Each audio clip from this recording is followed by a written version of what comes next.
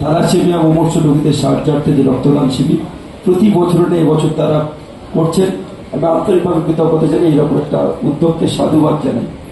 এবং আমরা জানি যে সাংবাদিকরা একেবারে খবর সংগ্রহ করতে গিয়ে অনেক সময় অনেক সমস্যার পড়তে হয়, একেবারে নিজেদের পরিবার পরিজন ভুলে যেভাবে সমাজকে এগিয়ে নিয়ে যাওয়ার জন্য গণতন্ত্রের চতুর্থ স্তম্ভ হিসাবে যারা নিরলসভাবে কাজ করে এসেছে, নিরলসভাবে সমাজকে এগিয়ে নিয়ে যাওয়ার চেষ্টা করছে, তাদের আরও একবার প্রণাম জানাই। এবং সাথে সাথে সংবাদ সংগ্রহের সাথে সাথে এইরকম যে একটি উদ্যোগ এই মুহূর্তে দাঁড়িয়ে সারা বিশ্বে রক্ত সংকট রয়েছে আমরা সবাই জানি, এবং মানুষ পারে মানুষকে বাঁচাতে সেই যে একটা মহান কাজে সাংবাদিকরাও যে ব্রতী হতে পারে, ডায়মন্ড হারবার প্রেস কর্নার অনেককে নিশ্চিতভাবে আগামী দিনে পথ দেখাবে, সবাই এগিয়ে আসবে আগামী দিনে, এই আশার কথা রেখে শেষ করলাম। সবাই ভালো থাকুন, সুস্থ থাকুন, ধন্যবাদ। সাফল্য করার পিছনে এই প্রিয় মানুষটির অবদান অনেকখানি। আমরা জানি তিনি সব সময় রয়েছেন আমাদের সবার অত্যন্ত প্রিয় মানুষ।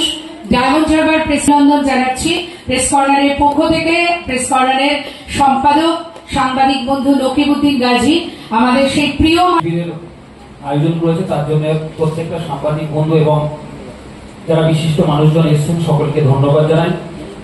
হ্যাঁ, আপনারা জানেন যে থ্যালাসেমিয়া এমন একটা রোগ যে রোগের কোন রকম ব্লাড দেওয়া ছাড়া অন্য কোনো অপশন নেই। তো যারা থ্যালাসেমিয়া পেশেন্ট তাদেরকে প্রত্যেক মাসে ব্লাড দিতে হয়। তো ডায়মন্ড হারবার প্রেস কর্নার রক্তদান শিবিরের আয়োজনের মাধ্যমে তাদের হেল্প করতে চেয়েছেন, সেই জন্য সকলকে ধন্যবাদ জানাই। প্রত্যেক বছর এরকম blood donation camp diamond Harbour press কর্নারের তরফ থেকে হয়ে থাকে। আমি হয়তো প্রত্যেকবারে আসতে পারি না বা আসতে পারিনি, এইবারই ফার্স্ট এসেছি। তো দেখে ভালো লাগছে, সব সাংবাদিকরা এখানে উপস্থিত আছেন, ডায়মন্ড হারবার এবং কাকদ্বীপ, এছাড়া বিষ্ণুপুর, আমাদের ম্যাক্সিমাম সকলের সাউথ চব্বিশ পরগনার আর কি যত সাংবাদিক আছে সকলেই আছেন। তো সকলকে ধন্যবাদ, আপনারা একটা এরকম মহান উদ্যোগ নিয়েছেন। আমি সবসময় আপনাদের সঙ্গে আছি, সঙ্গে থাকবো, সারা বছরই থাকবো। যে কোনো সুবিধা অসুবিধা আমরা আছি, আমরা সবসময় আপনাদের সঙ্গে থাকবো। ওকে, ধন্যবাদ সকলকে, ভালো থাকবেন সকলে। এই বলে আমি আমার ছোট বক্তব্য শেষ করলাম।